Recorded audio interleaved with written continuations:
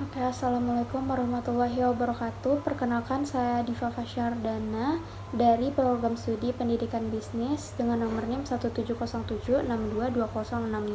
Pada kesempatan kali ini, saya ingin menjelaskan materi tentang integrasi nasional.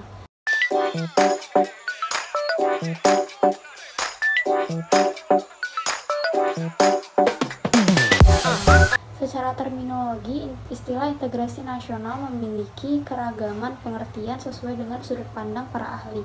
Namun dapat kita simpulkan bahwa integrasi nasional adalah suatu proses penyatuan berbagai kelompok atau daerah dalam suatu negara menjadi satu kesatuan yang utuh dan harmonis.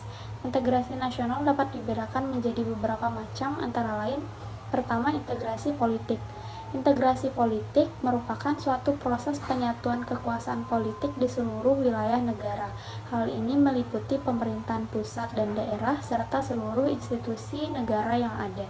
Lalu ada integrasi budaya.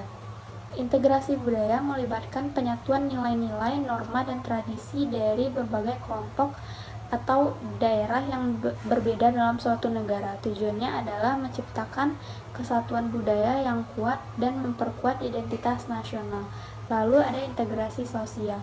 Integrasi sosial adalah suatu proses penyatuan individu atau kelompok yang berbeda dalam suatu masyarakat sehingga tercipta suatu kesatuan yang utuh dan harmonis. Hal ini meliputi toleransi terhadap perbedaan, kesamaan nilai dan norma, serta saling pengertian dan kerjasama di antara individu atau kelompok yang berbeda. Lalu ada integrasi ekonomi. Integrasi ekonomi meliputi penyatuan sistem ekonomi dan kebijakan ekonomi dari berbagai daerah dalam suatu negara. Tujuannya adalah menciptakan kesatuan ekonomi yang kuat dan memperkuat kemandirian ekonomi negara. Integrasi nasional sangat penting karena membawa berbagai manfaat bagi kelangsungan hidup suatu negara dan masyarakat di dalamnya. Beberapa alasan mengapa integrasi nasional itu penting, antara lain: integrasi nasional membawa berbagai kelompok atau daerah yang berbeda dalam suatu negara menjadi satu kesatuan yang utuh dan harmonis. Hal ini dapat mendorong terwujudnya rasa persatuan dan kesatuan serta memperkuat identitas nasional. Integrasi nasional juga dapat mengurangi konflik antara kelompok atau daerah yang berbeda dalam suatu negara. Dengan terciptanya kesatuan dan kesadaran akan pentingnya kepentingan bersama, masyarakat akan lebih mudah menyelesaikan konflik secara damai dan menghindari perpecahan. Lalu, integrasi nasional dapat menciptakan kesatuan ekonomi yang kuat dan memperkuat kemandirian ekonomi negara, dan hal ini dapat mendorong pertumbuhan ekonomi yang sehat dan berkelanjutan serta mengurangi ketimpangan ekonomi antar daerah. Lalu, integrasi nasional juga dapat mendorong pemerataan pendidikan dan akses terhadap sumber daya manusia di seluruh wilayah negara. Dan yang terakhir, integrasi nasional dapat memperkuat sistem keamanan dan pertahanan negara dengan terciptanya kesatuan keamanan yang kuat.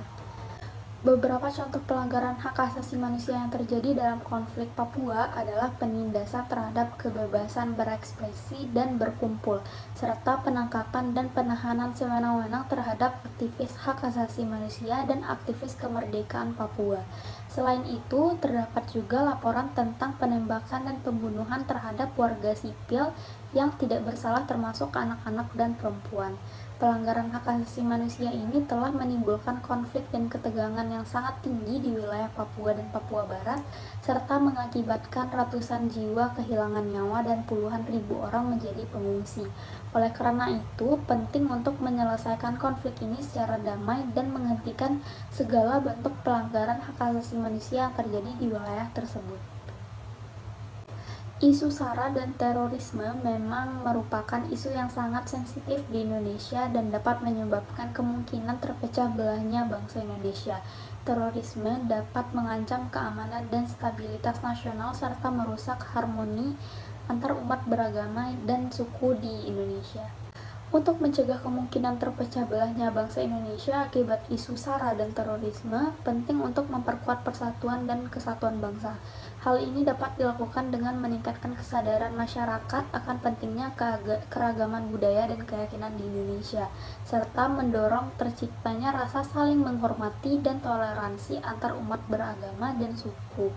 Pemerintah dan semua pihak yang terlibat juga harus bekerja sama untuk memerangi terorisme dan menghilangkan ketidakadilan yang dapat memicu konflik antar kelompok dan komunitas. Integrasi nasional bukanlah suatu hal yang mudah untuk dicapai karena membutuhkan upaya yang terus-menerus dan melibatkan banyak pihak.